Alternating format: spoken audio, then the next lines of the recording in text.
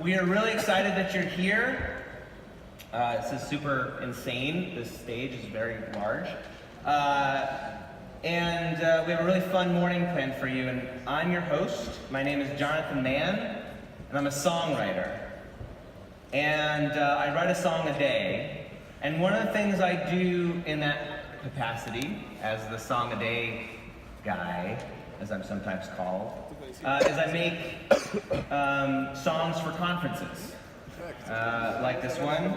Very often, these songs that I do, these conferences are in industries that I kind of don't really know anything about, or frankly, no offense to them, but like care about, like speech language pathology and home health care and carpet salesmen and things of this nature. But that's not the case today, and I'm really excited to tell you about that and why that is. But first I'm going to introduce myself a little bit. Like I said, my name is Jonathan Mann. I'm a songwriter. My favorite food is pizza. Yeah, pizza, let's hear it for pizza. My favorite color is purple, as is evidenced by this song that I wrote one time called All My Shirts Are Purple.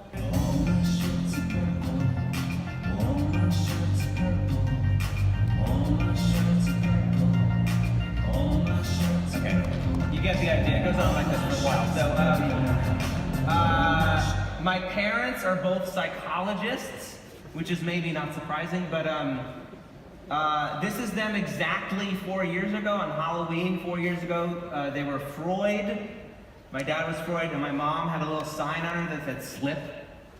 Come on, my parents. They're dumb, but I love them. This is my family. I live with my family, my wife and my 2 kids in Jersey City, right outside of New York. A little bit of history about me. In the mid-2000s, I was writing and performing a rock opera based on the Super Mario Brothers around Los Angeles. Indeed, thank you. And a little while after that, I was making early YouTube videos as Game Jew. And Game Jew went around and sang songs about video games and interviewed people about video games. And Game Jew's 2 biggest achievements were waiting 36 hours in line to be the first person to get a Wii on the West Coast. Yeah, I did that. Rather, he did that. And I tracked him down.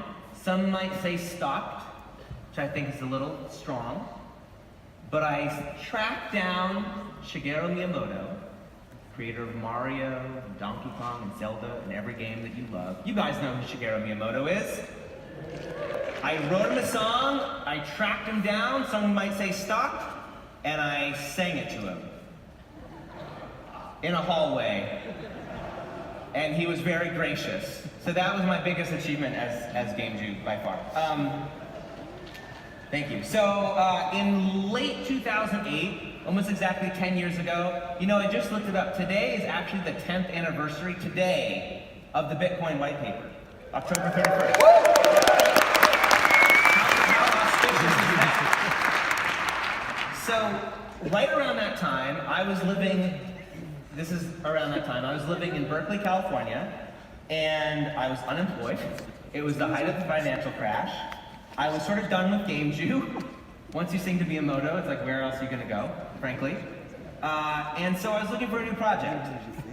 And I decided that starting in January, I was gonna write a song a day. 31 songs, 31 days, January, post on the YouTube. That was gonna be my next project. So I did that, I did 31 days, and it was going pretty well. So I decided to try for a year. And all of 2009 came and went, and I decided to just keep going. And going, and going. And that is how I stand before you now, having written 3,591 songs in as many days. Thank you very much. I'm in the Guinness Book of World Records. This is true. They made a new category for me called Most Consecutive Days Writing a Song, which didn't exist before I did it.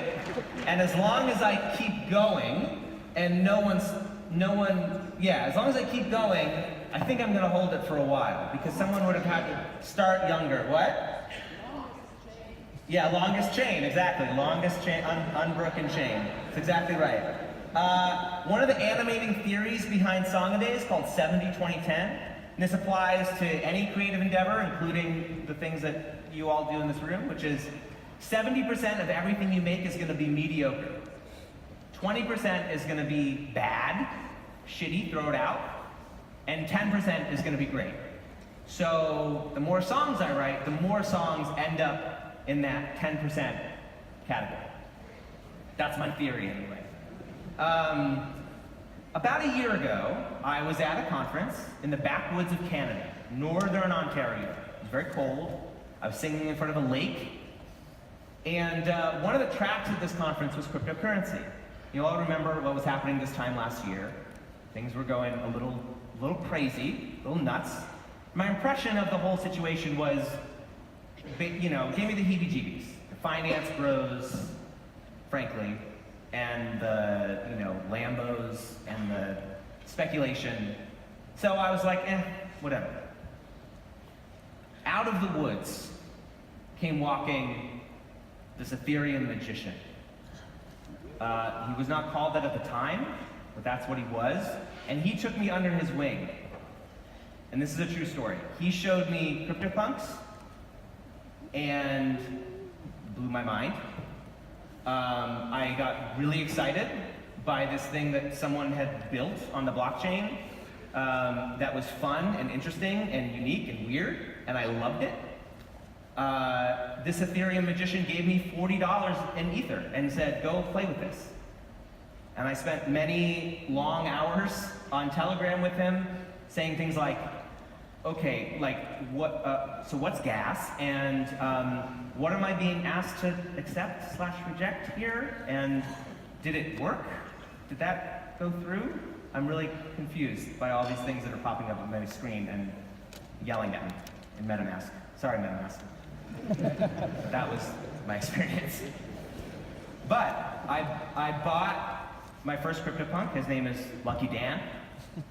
And I fell completely down the rabbit hole. I became obsessed with the idea of digital scarcity. I became obsessed with the idea of like what gives things value. I've been working for the last year on my own NFT project based on CryptoPunks, where I'm tokenizing every single song from Song-A-Day and releasing them as a one-of-one collectible. I started a podcast, yes, a podcast, big surprise, called Digitally Rare, about digital scarcity. And 2 weeks ago, I was at the NFT Summit in San Francisco, where I met Aya Miyaguchi, who you'll hear from in just a minute. And she invited me to come here and make a song for you all. And so that's what I've done. Thank you. Yeah, you haven't heard the song, all right? So, this is the song. This is the official Devcon 2018 Prague Edition theme song. This is the chorus. We're going to learn the chorus. We're all going to sing it together. I'll sing it first to teach you, and then you guys are all going to sing it with me. And then I'm going to bring Aya up on stage, and she's going to talk, and Vitalik's going to talk. There's going to be a bunch of talks. And then I'll be back at the end of this morning session to recap everything that we just heard in the talks along with this chorus. So the chorus goes like this. B-U-I-D-L, Casper's coming 2.0, new ways to govern. There's radical markets are calling to you. Don't ICO when there's work to do. You gotta B-U-I, B-U-I, B-U-I-D-L. Gotta B-U-I, B-U-I, gotta B-U-I-D-L. So that's it. That's the chorus. Thank you. So now, let's just sing it a couple times. Let's just get it into our brains. Let's get that in there. I didn't put the B-U-I-D-L part, the part where I repeat that, because it's just spelling it out, which I figured you guys can handle. So let's work on it. So here we go. The B is like a lead-in. So it goes B-U-I-D-L. Does that make sense? All right. 1, 2, 3. B-U-I-D-L. Casper's coming, he's 2.0, new ways to govern. Not yet. Not yet. You can't take it away yet, guys. Okay, that's for the next part.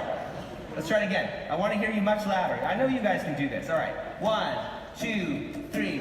B-U-I-N. Casper's coming, he's 2.0, new ways to govern. They're coming to you, don't I-C-O. When there's work to do, you gotta B-U-I, B-U-I, B-U-I-D-N.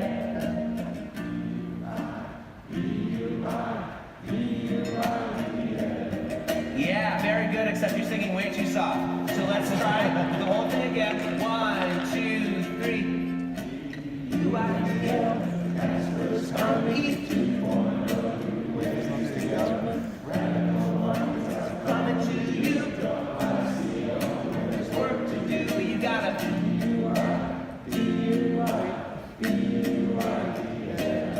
very good. Gotta B-U-I-D-L. Very good. You guys are getting it. I sense some hesitancy. Thank you.